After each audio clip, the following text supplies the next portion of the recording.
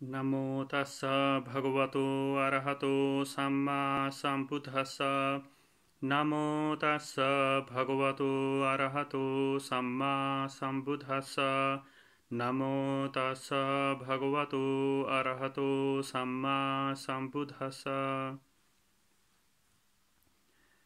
पिछले भाग में हम लोगों ने सुना कि कैसे सिद्धार्थ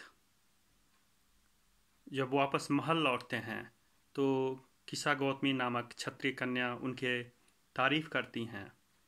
उनकी जो शोभायान, जो उनकी जो सुंदरता है, और उसके बाद जो सिद्धार्थ हैं उनको उपहार भेजते हैं। तो उनको बहुत खुशी होती है उपहार पा करके। उस शाम को जब सिद्धार्थ जब अपने रॉयल पार्क जो है, जब उद्यान जो है, उस दिन जब सारा जो उनके मन में विचार चलता है कि हमको गृह त्याग करना है, वो जब सारा कुछ उनका मन में विचार लेकर के जब वापस आते हैं राजमहल में, तो बहुत तो थके होते हैं उस दिन। और शाम को जैसे ही वो आते हैं तो वह जब अपने कक्ष में जाते हैं, स्पेशली खासकर जब अपने महल में, तो वहाँ पे जैसे ही वो पहुँचते हैं, जो स्त्रियां हैं जो उनको जो सेवा में लगी हुई रहती हैं, जो देख रेख के लिए, उनको तरह तरह के जो वाद्य यंत्र या बजाने वाले तरह तरह के जो उस समय के जो इंस्ट्रूमेंट होते हैं उनको बजाते हैं, बाजा बजाते हैं, नृत्य करते हैं। तो इस तरीके से गाना गा करके, नृत्य करके, बाजा बजा के सिद्धार्थ का जो मन है उसको खुश करने की कोशिश करते हैं। वो लोग उनका मन बहलाने की कोशिश करते हैं। लेकिन सिद्धार्थ उस दिन काफ़ी चिंतन में होते हैं, काफ़ी कुछ सोच में रहते हैं, और उनको इतनी रुचि नहीं लगती है उस नृत्य में, उस संगीत में। तो बहुत सारे जो स्त्रियां उनके आसपास जो इस तरह से एक जो नृत्य ज्ञान करती रहती हैं, वो धीरे से देखती हैं, तो सिद्धार्थ बहुत जल्दी सो जाते हैं उस दिन। जब उनको सोया हुआ वो देखती हैं तो उनको भी लगता है कि अभी तो व्यर्थ है कुछ भी इस तरह से करना। तो वो लोग भी अपने अपने जो उनके पास जो होता है, जो वाद्य यंत्र या जिस तरीके से कपड़े वो लोग पहने रहते हैं, मेकअप भी होता है, तो सारा जिस तरह से जोर आता है जहाँ उस जगह पे जगह पाते हैं, वो उसी तरीके से सारे के सारे सो जाते हैं वहाँ पे।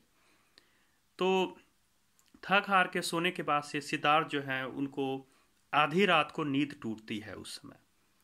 तो जब अपने पलंग पे बैठे हुए देखते हैं तो उनको जो दृश्य दिखाई देता है वहाँ आसपास चारों तरफ, तो जो वो जितनी जो सुंदर नारियां जो इतनी खूबसूरत होती हैं जब नृत्य गान करती हैं और इस तरीके से जो उनको मन बहलाती हैं, लेकिन जब वहाँ वो देखते हैं लेटी रहती हैं, तो किसी न किसी के जो कह सकते हैं कि जो वहाँ का रूप है, जैसे कोई बड़बड़ा रहा है, किसी के मुंह से लार टपक रहे हैं, कोई है इधर उधर कपड़े फेंक फूक करके, अब कपड़े भी ठीक से नहीं उसका मतलब सुसज्जित है, सभी बेढंग से सो रहे हैं, कोई मुंह किसी का खुला हुआ है। तो ये सारा देख करके उनको बड़ा अजीबोगरीब लगता है। एक तो पहले से ही मन उनका इन चीज़ों से व्यथित रहता है, इस दुनिया से, संसार से, और ये सब देख करके एक और भी उनको अचानक ही लगने लगता है कि ये जो महल है ये कोई इस तरीके का है कि जैसे कोई शमशान है ये महल। और इस शमशान में उनको ऐसे लगा कि जो सारे ऐसे लोग सो रहे हैं वो कोई मुर्दे हैं इस संसार में, इस शमशान में। तो इस तरीके का उनको एक दिखाई दिया कि ये सारा दुख ही है। और अचानक ही उनके मुंह से निकल गया, है दुख, है कष्ट। तो ये और भी उनको मन में एक जो कह सकते हैं कि वैराग्य की तरफ, या जो उनका जो काम, जो जो जो चीज़ें हैं, जो कहते हैं कि जो इंजॉयमेंट, सुख सुविधा का जो जीवन है, उनको और भी विरक्त हो जाते हैं सब देख करके उस दिन। और वो बोलते हैं कि हम अभी ही निश्चय करते हैं कि अभी इसी वक्त मैं ये राजमहल को छोड़ दूंगा, मैं प्रवर्जित हो जाऊंगा। तो आवाज़ लगाते हैं बाहर निकल करके, अपने महल का जो गेट है उसको खोलते हैं अपने कमरे का, और आवाज़ लगाते हैं कोई है आसपास। तो वहाँ पे आवाज़ आती है छन्ना की, जो उनका सारथी होता है। वो आता है, बोलता है, देव मैं छन्ना हूँ, आज्ञा क्या है। तो उसको जो बोधिसत्व सिद्धार्थ राजकुमार उसको कहते हैं कि मैं आज ही महानिभि निभिष्करण करूँगा, मैं आज ही गृह त्याग करना चाहता हूँ। इसलिए हमारे लिए कोई अच्छा सा घोड़ा प्रबंध करो। छन्ना जो आज्ञा कह के जाता है, और उसको ये भी सिद्धार्थ कहते हैं कि बहुत आराम से धीरे से बहुत उसको तैयार करो, लेकिन सावधानी से तैयार करो। तो वो जाता है अपने जो जहाँ घोड़े बहुत सारे होते हैं राजमहल के, तो वहाँ पे जाता है, और उसको जो कंथक है घोड़ा, वो बहुत बार वो सबसे अच्छा एक घोड़ा होता है उस राजमहल का। खासकर उसका सिद्धार्थ से बहुत लगाव रहता है, और हर एक चीज़ में सिद्धार्थ का वो काफ़ी साथ दिया रहता है, बहुत सारे जो कंपटीशन से लेके और बहुत सारी चीज़ों में। तो कंथक के गुण को देख करके जो छन्न है उसी को सजाता है, उसी को तैयार करता है। तो जब उस घोड़े को तैयार करता है कंथक को, तो कंथक भी महसूस कर लेता है कि जरूर आज ये विशेष तैयारी हो रही है। ऐसे लगता है कि आज मन में वो घोड़ा सोचता है कि सिद्धार्थ जो हैं एक गृह त्याग करने वाले हैं। तो उधर जब उसको आदेश दे देते हैं सिद्धार्थ राजकुमार, उसके बाद उनके मन में आता है कि आज ही मेरा पुत्र राहुल पैदा हुआ है, ये सूचना मिला था, क्यों नहीं तब तक जाने के पहले, महल छोड़ने के पहले एक बार मैं अपने पुत्र का चेहरा मुख देख लूं। तो वो जाते हैं। राजकुमारी जो यशोधरा है वो सोई रहती हैं। जब उनका वो जो रूम है, उनका शयन कक्ष, उसका दरवाज़ा खोलते हैं तो देखते हैं कि जो सुगंधित जो दीपक का जो तेल है, सुगंधित तेल जिस जिस दीपक में वो जल रहा है, बहुत ही परफ्यूम्ड है जो जो जो रूम है, और उसमें वो लौ भी जल रही है दीपक की। और देखते हैं कि जो यशोधरा है अपना जो हाथ है वो बच्चे के चेहरे पे रख करके सोई रहती हैं। तो वो दूर से ही देखते हैं दरवाजे से, और उनको एक बार मन में होता है कि मैं जाऊं बच्चे को उठाऊं, हाथ उसका यशोधरा देवी का हटा करके। लेकिन उनको यह भय हो जाता है कि अगर जो हम बच्चे को उठाते हैं या चेहरा नज़दीक जाके चेहरा देखने की कोशिश करते हैं, तो निश्चित रूप से जो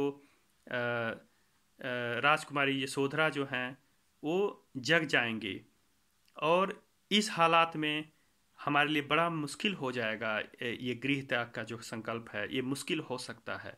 तो मैं इस समय इस बच्चे का चेहरा नहीं देखूंगा।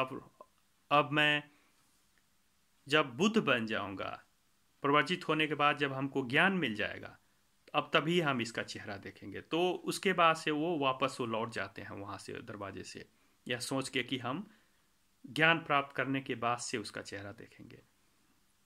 तो जब इधर घोड़ा भी तैयार है कंथक, और छन्न तैयारी कर लेता है, तो वहाँ से आते हैं सिद्धार्थ राजकुमार, घोड़े की पीठ पे बैठते हैं, छन्न को घोड़े की पूंछ पकड़ा देते हैं, और इस तरह से वो करके वो धीरे धीरे करके वो बड़ी शांति से नगर के द्वार तक आ जाते हैं।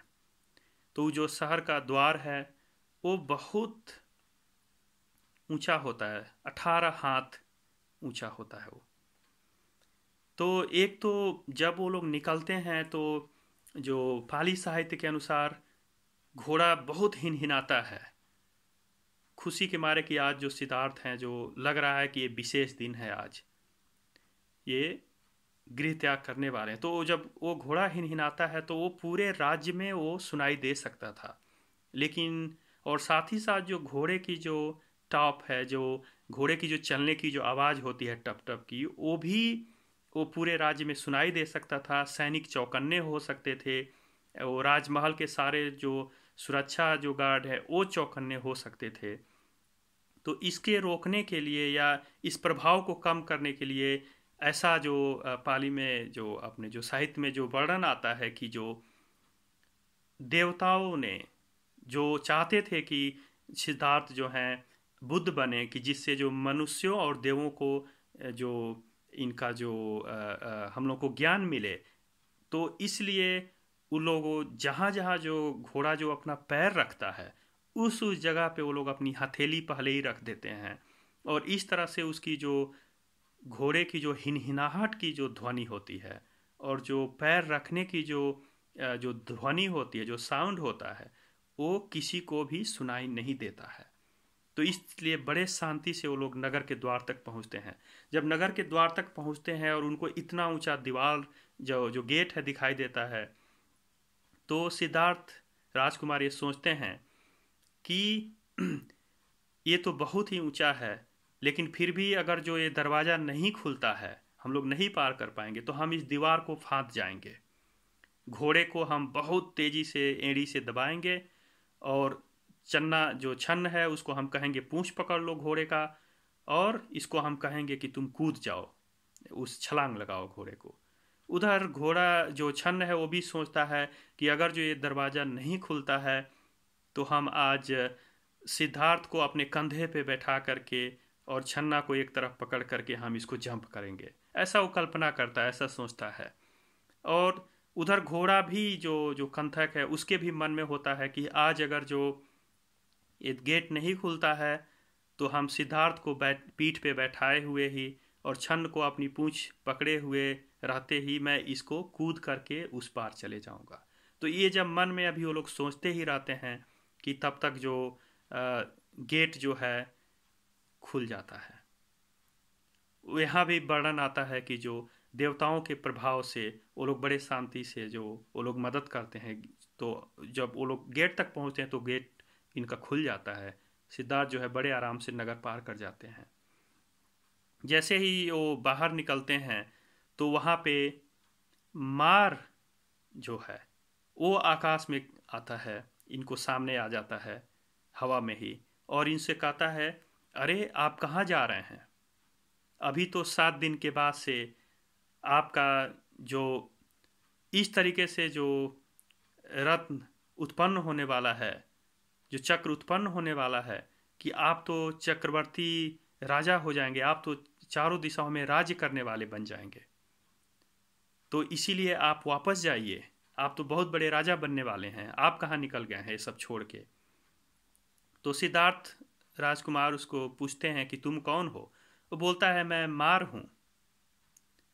तो फिर सिद्धार्थ उसको कहते हैं कि मैं तो बुद्ध बनना चाहता हूँ, मैं तो इस सारे ब्रह्मांड में, सारे इस पूरे संसार में जो सबसे जो ऊंची चीज, जो बुद्ध बन के जो ज्ञान प्राप्त करके इस सारी दुनिया को तारना चाहता हूँ, सारे लोगों को मैं इस मुक्ति का मार्ग देना चाहता हूँ। तो इसके सामने हमारे लिए ये जो राजमहल है, इसके जो सुख सुविधा हैं, ये हमारे लिए कुछ भी माने नहीं रखते। तो मैं तो उसी की खोज में हूँ, मैं तो वही चाहता हूँ। तो ऐसा सुन करके जो मार है वहाँ से गायब हो जाता है, चले जाता है। तो इस तरीके से जब ऐसा सुनते हैं जो बहुत सारे जो देवता, तो उनको भी बड़ा हर्ष होता है, बड़ी खुशी होती है सिद्धार्थ की यह जो दृढ़ निश्चय देख करके, और उनको बड़ा खुशी होती है कि जरूर सिद्धार्थ जिस तरह से मेहनत कर रहे हैं, जिस तरह से प्रयास कर रहे हैं, ये बुद्ध बनेंगे और हम लोगों को ज्ञान, बुद्ध से जो ज्ञान होते हैं उसको सुनने का अवसर मिलेगा। ये सभी देवताओं और मनुष्यों के लिए कल्याणकारी होगा। तो इस खुशी में जब सिद्धार्थ जब चलने लगते हैं, जब तो बहुत सारे देवता जो उनके चारों तरफ रोशनी लेकर के, मशाल लेकर के चलने लगते हैं। कुछ जो हैं रास्ते में जो जो जहाँ जहाँ हो जाते हैं, पीछे से जो फूल होते हैं, फूल को वो छींटते हुए जाते हैं। कुछ हैं सुगंधित चंदन तरह का जो चीज़ें होती हैं, सुगंधित चीज़ों को छिड़कते हुए रास्ते में वो चलने लगते हैं साथ साथ। तो इस तरह से वहाँ से सिद्धार्थ जब जाते हैं, तो जाते जाते उस रात काफ़ी वो जाते हैं घोड़े के साथ में, और वो अनोमा नदी के पास पहुंचते हैं। तो वहाँ पे पहुंच करके उस पहुंचने के लिए कम से कम वो 3 राज्यों को पार करते हैं।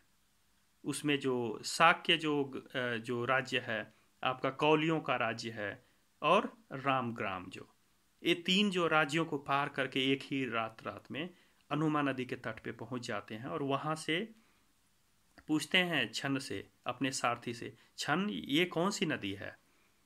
छन्न उनको जवाब देता है, देव ये इसका नाम अनोमा नदी है। तो सिद्धार्थ राजकुमार कहते हैं, अच्छा अनोमा नदी है, तब तो मेरी प्रबज्जा भी अनोमा होगी। अनोमा का मतलब विशाल होगी, बहुत बड़ी होगी। तो ऐसा वो कहते हैं और अपने घोड़े को संकेत करते हैं, कंथक को, कि इसको छलांग लगा के पार करा दो हमको। तो घोड़ा जो जब उसको एड़ी से जब मारते हैं उसको, घोड़े को, तो घोड़ा भी बड़ा दौड़ करके और उस नदी को छलांग लगा के पार कर देता है। और जो छन्न है घोड़े की पूंछ पकड़ करके और सिद्धार्थ पीठ पे बैठ के घोड़े के, इस तरीके से वो नदी पार कर जाते हैं। नदी के उस पार जब वो पहुंचते हैं तो वहाँ पे जो है एक पत्थर पे, बड़े पत्थर पे वो बैठते हैं और छन्न को जितने अपने आभूषण हैं वो उतार करके उसको दे देते हैं। बोलते हैं कि इसको ले जाओ, इस आभूषण को हमको ज़रूरत नहीं है। तो छन्न है वो उसको लेते नहीं हैं। वो साथ ही साथ वो बड़े दुखी रहते हैं। और उसके बाद से जब सिद्धार्थ से जिद करते हैं कि मैं भी आपके साथ रहूँगा, मैं भी प्रवज्जित हो जाऊँगा, हमें भी अपने साथ रहने दीजिए। लेकिन जो सिद्धार्थ राजकुमार हैं उसको 3 बार मना करते हैं कि नहीं, तुमको वापस जाना पड़ेगा, तुमको जाना ही पड़ेगा। तो जो छन्न है वो बड़े दुखी मन होता है, बड़े विवश होते हैं। तो उस समय जो सिद्धार्थ राजकुमार को होता है कि हमारा जो केस भी है, बाल भी बड़े हैं, लंबे हैं, और उसको गांठ भी लगी हुई है, बालों को जुड़ा जो बने हुए हैं, तो हम जो प्रवज्जित के लिए ये जो लंबे बाल ये ठीक नहीं है। तो इसीलिए वो तलवार पकड़ते हैं दाहिने हाथ से, बाएं हाथ से जो अपने बाल को पकड़ते हैं और उसको काट देते हैं, पूरे जो सभी बाल को काट करके, और जो बाल है वो जो गुच्छा है बाल का वो आकाश में फेंकते हैं। और यह सोचते हैं मन में कि अगर जो ये बाल है ये आकाश में ही ठहर गया, नीचे नहीं गिरा, तो हमको यह आभास हो जाएगा कि यह जो है हम बुद्ध बन सकते हैं, ज्ञान हमको मिल सकता है। तो जब ऐसा फेंकते हैं तो वो बाल जो है आकाश में ही रह जाता है। और ऐसा भी वर्णन आता है कि वो जो बाल है उसको जो देवता लोग अपने वहाँ एक स्तूप बना के उसको रखते हैं। दूसरी जब एक स्थिति, तो फिर बाद में उनको अपने कपड़े जो जो कांसी के बने होते हैं, जो जो जो जो सिल्क के बने होते हैं, जो उनके जो कपड़े, उसको भी देखते हैं कि ये भी हमारा जो जो राजसी जो कपड़े हैं, जो ये भी हमारे किसी काम के नहीं है। सन्यासी को इतना जो राजमहल के इस तरह का राजसी कपड़ा कैसे पहन सकते हैं? तो उसको भी वो सारा मन में सोचते हैं कि हमारे लिए उचित क्या होगा वस्त्र। तो बोलते हैं एक देवता जो भगवान बुद्ध के समय में उनका एक दोस्त होते हैं, जो कश्यप बुद्ध के समय में उनसे मिले रहते हैं, वो इस समय वो अपने जब ध्यान देते हैं, उनको लगता है कि हमारा जो दोस्त है वो ऐसे ज्ञान की खोज में निकला है। तो बोलते हैं कि उन लोगों ने इनको वो वस्त्र ला करके जो जो जो प्रवज्जित का जो पूरा वस्त्र होता है उसको वो लोग देते हैं। तो जो सिद्धार्थ राजकुमार हैं सभी जितने भी अपने राजसी वस्त्र हैं इसको भी आकाश में फेंक देते हैं।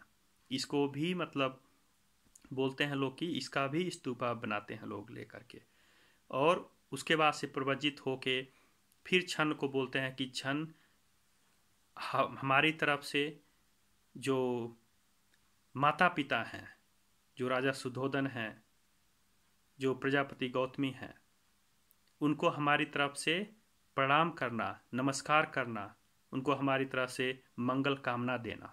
और ये सारे जितने भी जो गहने हैं, जितने भी हमारे जो चीज़ें यूज़ किए हैं, इसको तुम ले जाओ छन्न के साथ, तुम जो अपने कंथक के साथ, जो घोड़ा है अश्व के साथ, तुम वापस चले जाओ। तो छन्न बड़ा दुखी होते हैं, बहुत दुखी होते हैं। उनको पता नहीं होता कि अभी मैं क्या कहूँ। वो काफ़ी समझाने की कोशिश करते हैं कि हमको रहने दीजिए, लेकिन सिद्धार्थ राजकुमार नहीं मानते हैं।